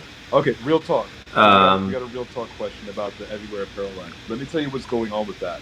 So, of course, we had the instances with the COVID. We had so many different things going on. We're having major production issues as well because of COVID. So, we just designed some new pieces, and I had ordered the samples to come in back in like the beginning of April, and I still haven't received anything. So there's a lot of factors to go with that. Like I don't feel comfortable throwing up a website and having you guys place orders, and then you guys aren't going to receive them for a month and a half. Then I'm getting emails like, "Yo, where's my money? Where's my product?" That's not cool. I don't do things that way. So until we try to figure out some type of workaround, or until the factories get back to normal, we're just gonna have to put everything on hold, and that's just kind of like the suckiest. And the part that hurts me the most is a lot of that stuff is fall wear. So it's like we're going into summer now, so it's like well. But I will say, I brought a couple of those samples down to Florida. Well, I didn't bring them. I had some people ship stuff to me, and they were in my office, and so they used the hoodies as packaging. So I had a few. Everywhere packaging supplies. Yeah, but I got some guys in Miami wanted some, so I got them a few of them. But I will say, fear not, as New Yorkers, we forget about this one thing that hot climate places have, which is air conditioning. And so the Miami guy, he wanted to buy one of the hoodies, so I sold him one of the hoodies, and I was like, "You really want one? Like, it's Miami and it's summer." And he was like, "Bro, it's freezing indoors because everyone's AC is blasting, so of course I want one." That's the funny thing in New York. We're so dressed. We're like very, very dressed for the occasion. Like, it's like I'm gonna go to the store, but it's drizzling outside, so I'm gonna put on my ACG Gore-Tex shoes. It's my neoprene socks. I'm gonna wear like my wax denim joggers with the trench coat just to go get a little gallon of milk or something. We dress very, very specific for weather. And I love that about it too, for what it's worth. I do love that about it, yeah. And I think a lot of people like that. They're like really interested to see what we come out with for different scenarios and writing and whatnot. I've been paying a lot of attention, taking a lot of notes. I commute, rain, any weather, whatever. I'm out here. I'm always commuting, and I'm always taking notes of like how different things affect our writing. So we promise you it'll be out soon. It's just it's a global pandemic. There's not much we can do. Just things just get shut down. But actually, it's funny. One of my samples will be arriving tomorrow, so I may throw some pictures up on the Instagram. I think it's like a Kung Fu Tea hat or some shit. I don't know. But we'll throw it up. And I'm gonna keep working on some kind of workaround. I'm gonna figure out a way to maybe get some local production going. We might have to go local, man. We're gonna have to go local. We're gonna go old school with this. Well, we can push them on price potentially. Yeah, okay. Because well, if we go local is just wild. That's the problem. Local prices are wild here. For you guys, I don't want to be selling out here like $50 hoodies and stuff. I was trying to keep the price down, but we might have to go local and give you guys what you want. I don't know. Yeah. For sure. It would be cool to do a little like giveaway of like a hat or something, like we were saying. Can I get into the office? That's where all the supplies are. What's left there? Or do you have anything on your end? I can get a way for you to get into the office. My other buddy Alex, who I sent keys to, he had a key, and y'all could have met up, but he just texted me this morning. He was like, "Yo, I rented a car and went back home to Houston because I couldn't stand it in New York." He's like, "I can manage." Everybody from Texas drove home. I swear. Yeah. I knew a couple girls from Texas. They were just like, "We rented a truck. We're on our way." I'm like, "Wait, what? We can't take it anymore." Okay, all right, goodbye. It's like I said. Like here, I'm fortunate that my parents live down here, and technically I'm a native Floridian too. Like they're native to Florida. They've lived here their whole lives. Like, and they've got a nice backyard and like a pool. So like it's great for my family and my kids. It's like a little summer vacation, and like I have little kids, so like they need to run around, and like the fact that we couldn't go to the park was like devastating. Like I was like, this is not gonna work. Anyways, all that said, Alex told me, he's like, I have your keys with me, so I can maybe ship it back to you in Florida, and then I can maybe get it to you in New York and get you a key to the office. Yeah. But yeah, if you want to get in there and get some of that stuff for sure. Send them to me. I'll do that. And we have some other supplies too. I'd get out of there, like some of the polo stuff or whatever. Yeah. First on scene says, I'm in Orlando. You know, a lot of people don't know this. My favorite city in the world is where I live in New York City. That is my favorite city. My second favorite city is Orlando. For a lot of reasons. They like, I don't know, like I came up like in the arts, and like I love art and like fashion and all kinds of stuff. Orlando has a great art scene, and people think that this is the first thing. It's not. I also like Disney World, so I like both, but it's not just because of Disney World. I really think they have a great art scene in Orlando. It's one of the few places in Florida like where people are creating art. You know how like they say like DC has a lot of art, but it's not made there. One of my homegirls from Pratt Institute in Brooklyn moved to Orlando, and she's doing a lot of art stuff down there. So yeah, I'm aware of that.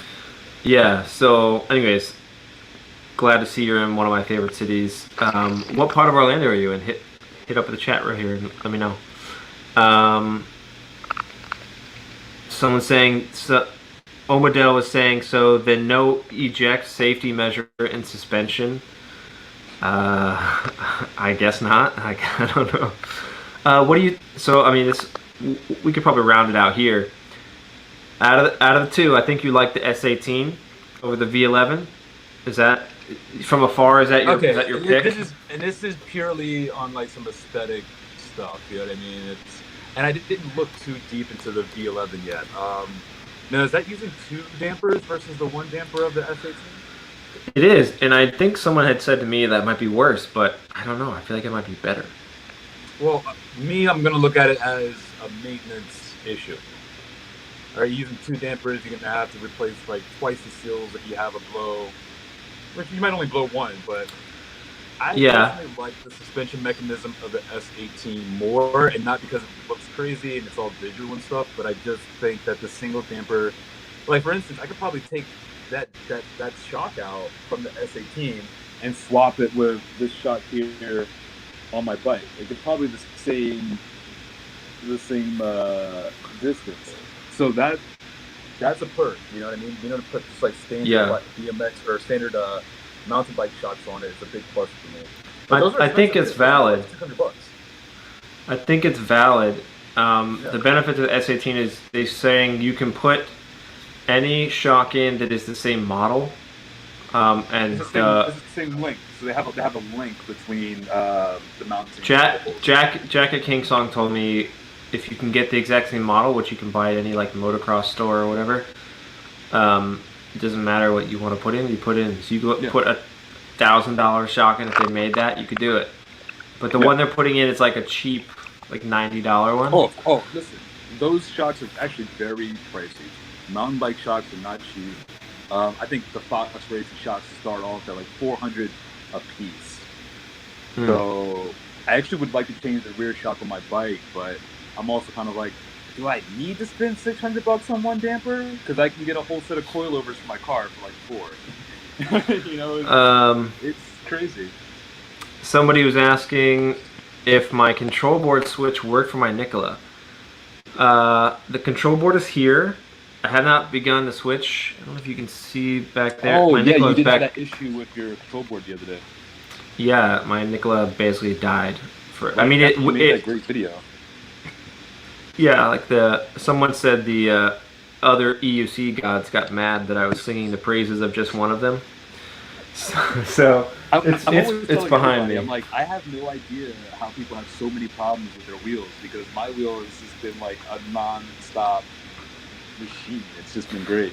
But you guys have had so many issues with hearing that. So I mean, that's why you buy from a dealer, right? Because like I've had a few issues with every wheel, but it's never been a big deal because I've purchased from eWheels, and like he's got extra parts, and generally none of my issues have been user error. It's just been like something went bad or whatever. Like when I He's first got my always been Nikola, yeah, I mean, like when I first got my Nikola, I had none of the lights worked.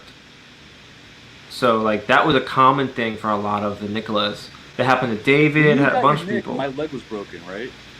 Yeah. Yeah, 'Cause I was riding with you when you had the 16X. yeah. That's what you got. And anyway, so I've been through 2 control boards. This will make the 3rd one.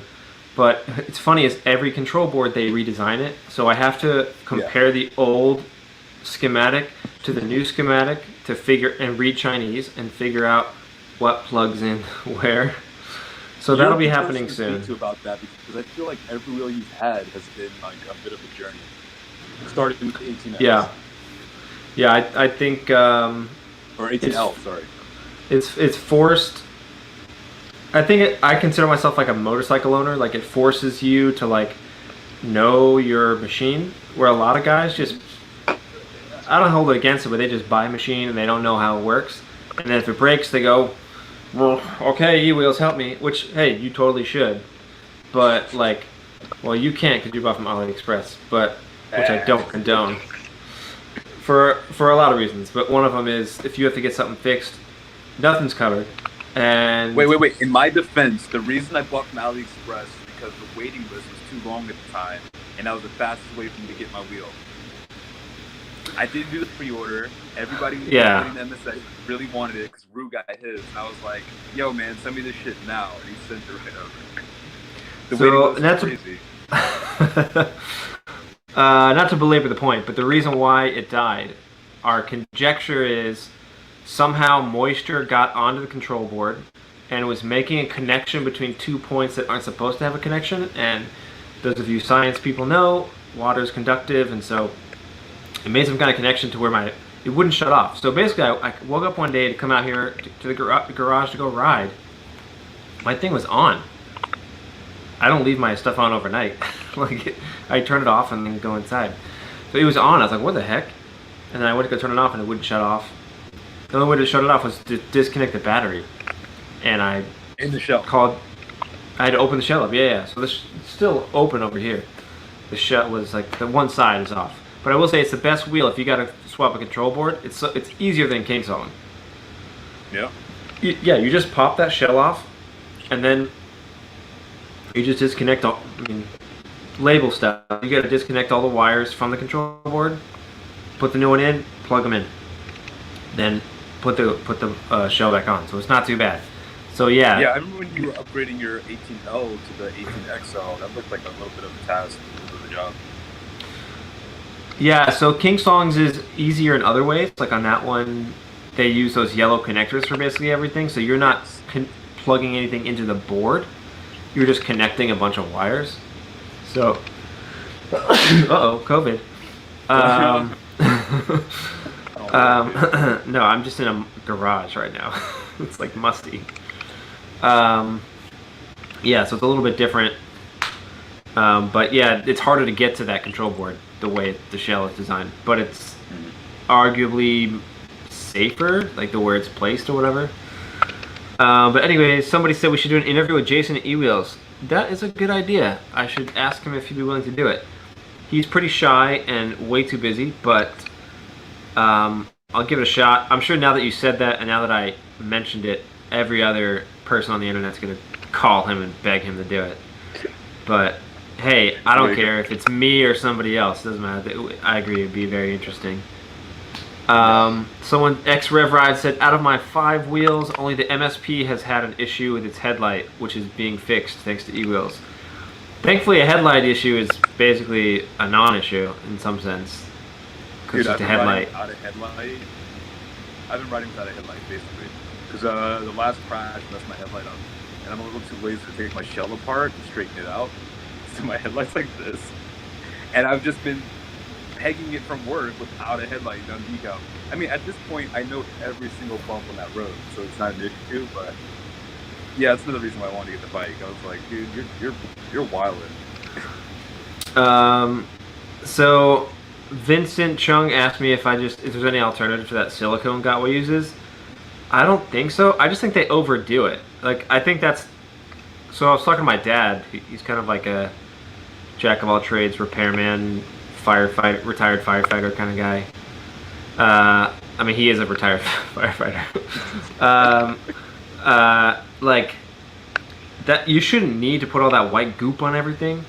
They just do it like everywhere, and he was actually kind of confused as to why. Like, it doesn't, like, if you make a connector and it's something connects into the connector, it should be strong enough to hold the connection. So he was kind of like, I don't know why, but I was like, man, this Gotway, like, they know their stuff is janky. It's like, so no, I haven't found alternative.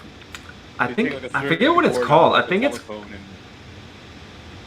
yeah, I think that stuff is called like liquid electrical tape. Do you know, Chris? I forget what that stuff is called. I am the worst when it comes to doing wiring. That's actually very interesting, because one of the reasons why I'm doing the bike, I felt like it would allow me an opportunity to learn things about wiring and electronics more than I already know.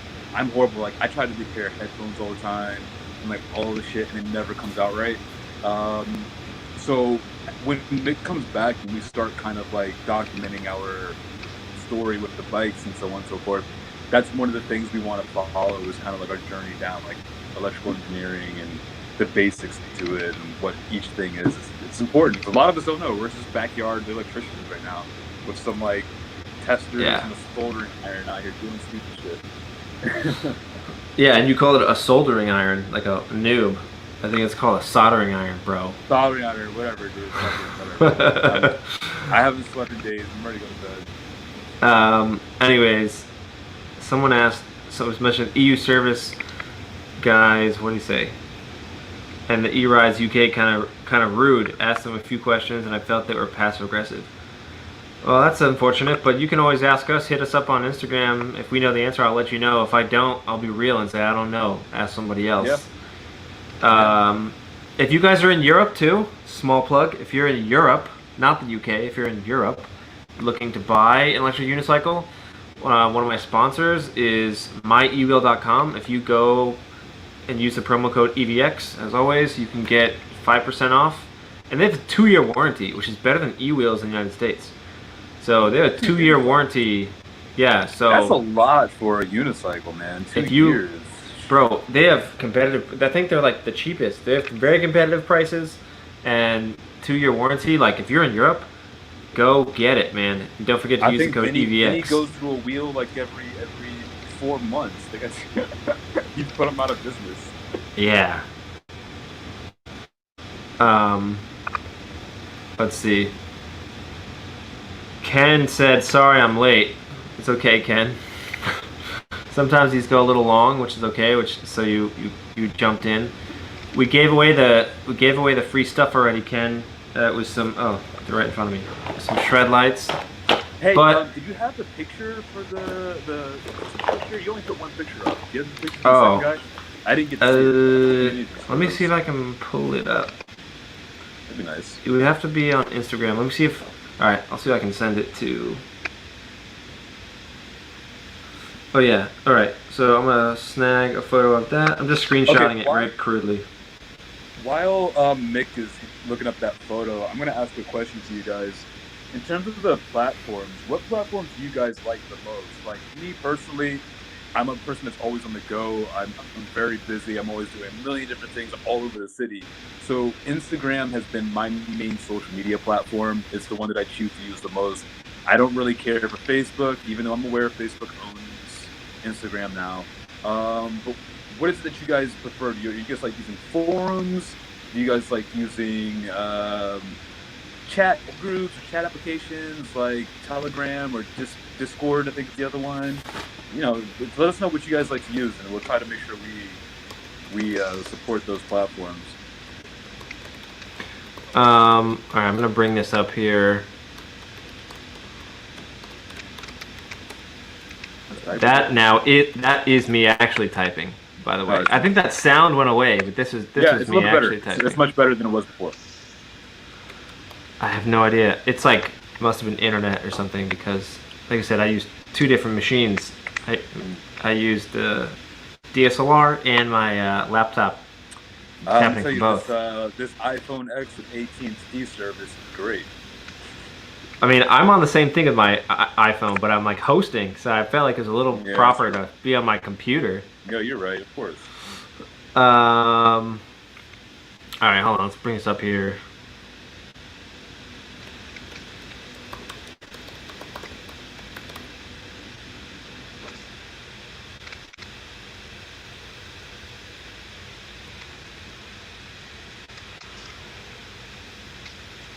I had some really interesting conversations with some people today during the ride, man. I'm really looking forward to this summer.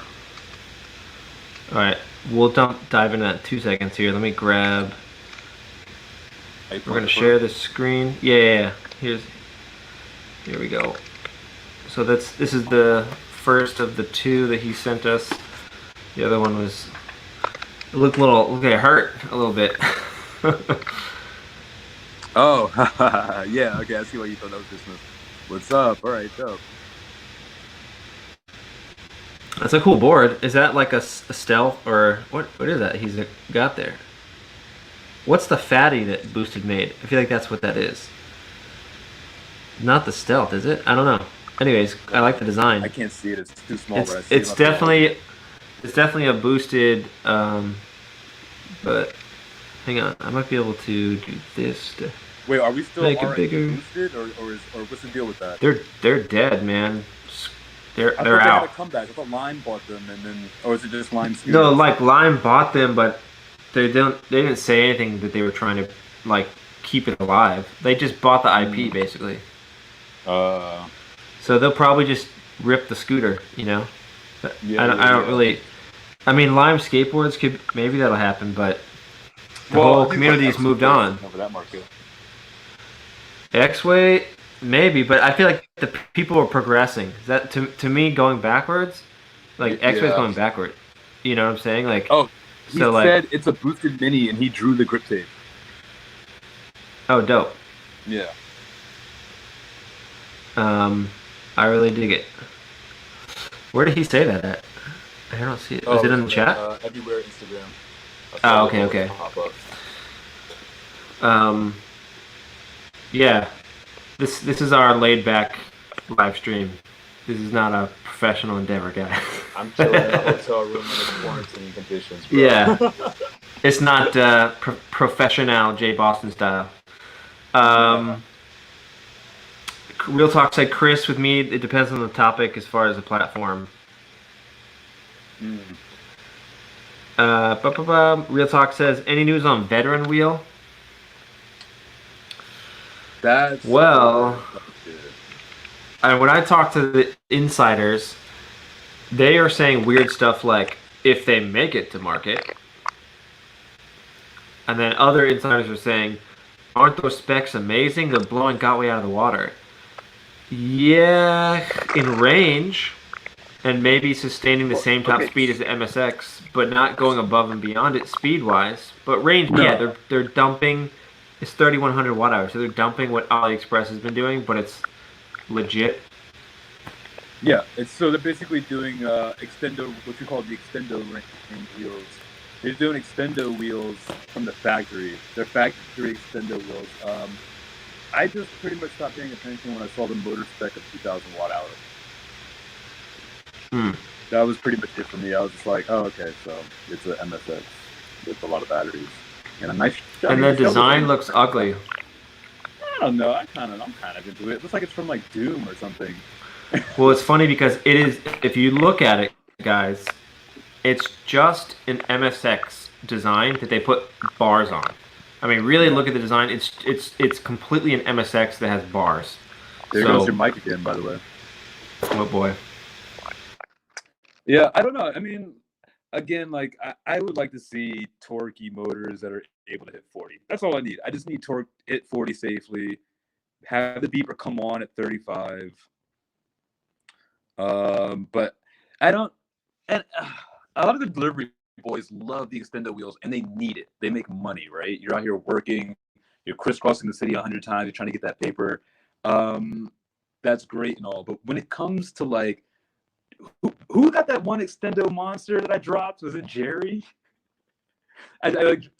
So Jerry ordered like one of the first 100 volt like extendo monsters. I didn't know. I wanted to ride it. I thought it was a regular monster.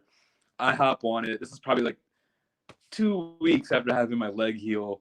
I just do a low speed turn and I just could not keep this thing upright. And I had a low, very slow fall, scraped his wheel. He almost wanted to kick my ass. And Oh, yeah. it's just when you get into those really extended range batteries, then you're dealing with a lot of weight. You're dealing with a lot of weight, and these things they're kind of heavy already. They're kind of heavy. Yeah. I'm really excited to see where battery tech goes. When we're able to have lightweight, whatever state batteries, a solid state, liquid state, whatever state they are, and we're able to have like some lightweight batteries that can do 100 miles in a single charge. Because that's like, I compare this to cycling, right? Like when I used to cycle, our thing on a weekend when the weather was really nice was, yo, let's go do a century. Let's go hop on the train, take the train upstate New York, and ride 80 miles back. Let's go ride to Montauk, which is 90 miles. Well, I mean, when the PEVs eat that, or PEVs hit that level, we were able to do maybe 50, 70 miles in the charge without it being 1,000,000 pounds. That's when you're going to hit the sweet zone of whatever. yeah, I mean, like, Ken over here was saying that he picked up an 84 volt MSX, I guess, somewhat recently, and he's not impressed. I mean, like the range, he says the range sucks. Well, On what? yes and no. The 84 volt MSX, yes and no, in the sense that like you're kind of spoiled to say 84 volt MSX range sucks because you know the rest of us lived through a time period before that. But yes, compared to My first wheel was 340 watt hours. Remember that? yeah, I mean, yeah, but look, your range is also going to depend on how fast you ride too. So And your weight. every King Song Weight's wheel. huge. And every King Song rider who I know is like, oh, I have great range. The guys in Miami, they all have 16Xs, except for one guy who's got a Nikola. And they're like, after long, hard rides where I'm pushing 40 down at Miami Beach, like, I had like no battery left because everything's sprawled out here. It's not like New York. So I was like draining it. And they were like, oh, I'm at like 60%. I'm like, it's because it can't go that fast. So, you know, the wheel speed also plays in weight, as you said, your personal weight. So, but yeah. Also, Real Talk said, will the V11 BMS prevent cutoffs? I'm not sure. I pressed them and asked them this because I was trying to figure out what their safety thing where they mentioned battery redundancy. What does that mean? We think it actually means the battery won't be able to die while you're riding, but it won't prevent cutout. But we said, like, who's ever had a battery die while they're riding? Or ever? You know what? When I talk about redundancy, I always say that. I'm like, well, you know, if the power cuts off, like, at least you won't get dumped. I've actually never heard that happen from anybody. Have you? Like, just a battery dying while riding? No. It's like a random power outage and just dumps you. It's always... Don't believe the hype on the internet. If someone has some kind of an actual cutout or that feels like a cutout but they're not sure, it's generally user error. And I don't mean they were being reckless. I just mean like your battery was a certain percentage, you over torqued on purpose or on accident, you pulled too much. And that's just the reality of it, you know? And guys, don't forget weight. Weight is also a huge factor for these vehicles. I mean, the difference between 40 pounds and body weight and even height, because I noticed the difference between riding seated and riding standing. I can do totally different things between the two. So those are all factors that play a part in terms of range, in terms of like when it will cut out, when it will dump you under like low charge levels or something like that. You know, there's a lot of factors. It's not so like black and white. It's also too like how tall you are as well. So you could weigh very little, I don't know, 130, 140 pounds.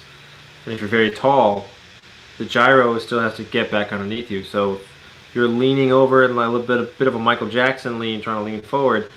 That wheel has to try even harder to get you back. So that's why weight and or height will play a factor. So we've also, like Chris knows, he's the king of sitting on the MSX. And he squats down the MSX.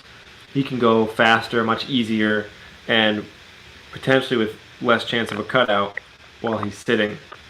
I use my seat basically as like my accelerator. Anytime I have to like point and shoot, I just drop right down in the seat and I hit it full on and it takes off. But it's completely different as if I try to do it standing. I don't have the same acceleration.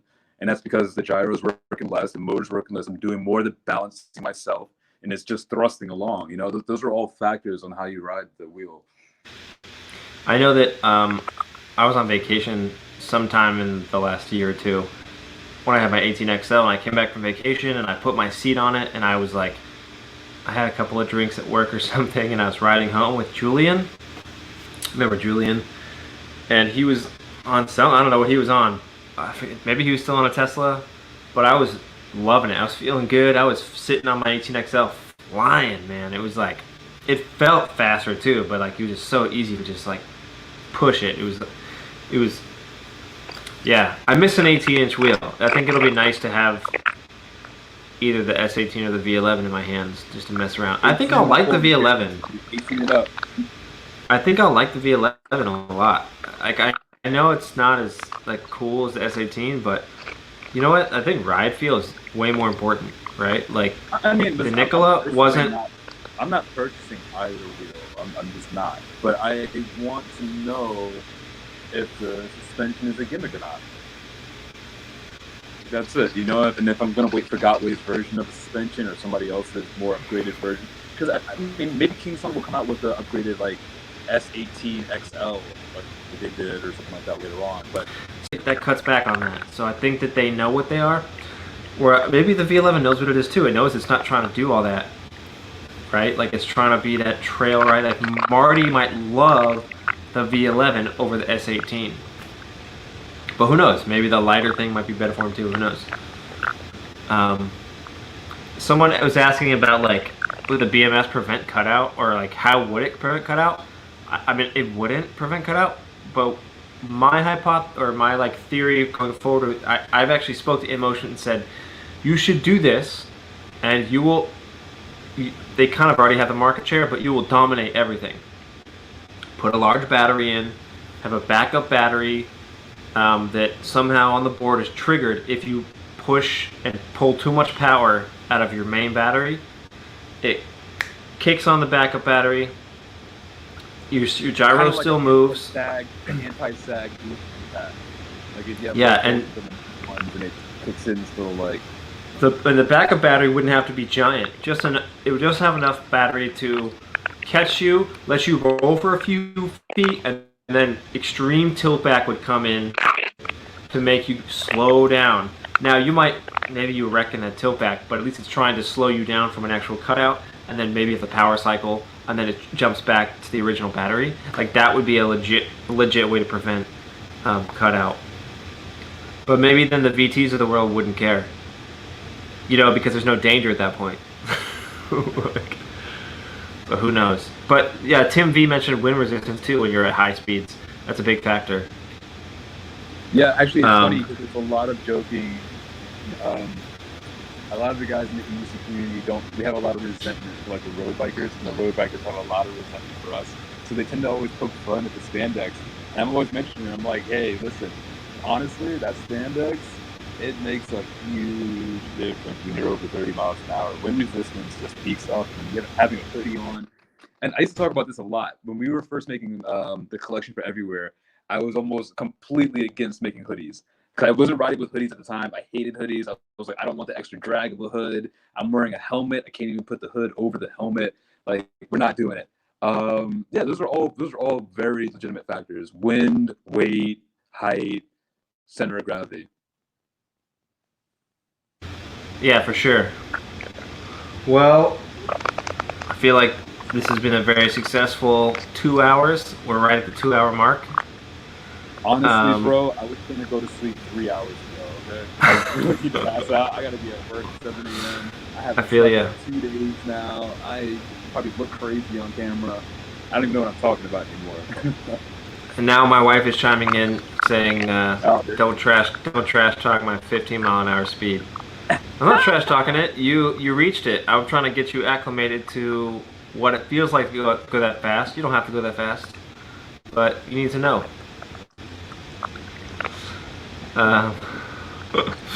Anyways, thanks guys for joining in. Thank you to everybody that won some stuff. I think this was Thank cool you to guys. just. Also, I'm just gonna throw this out there. If anybody wants some everywhere stickers, we don't have much of them. I got some stickers I can mail to you. Send me a DM with your address, and I will mail you guys stickers. All right. And mention you want stickers in the DM. Don't just send random addresses. Let us know that that's why you're sending. Oh yeah. Yeah, they're all good. Yeah, I've got some down here too, but I'll definitely put some with the Shred Lights giveaway. I'll give them some everywhere stickers. But thanks, man. We'll do this again sometime, and hopefully I'll be on better internet or whatever the heck's going on here. I don't know what's going on. With Oh look, Erwin just chimed in. 2 hours late, Erwin. It's okay. I'm sure you got family stuff going on. No worries. He always does his live streams at dinner time. I'm always like, yo, I'm eating dinner. Stop live streaming at dinner. Yeah, you'll watch the replay later, buddy. Alright. Before my mic makes everyone go nuts, we will call it a night and see you guys later. Keep riding, right? Keep riding.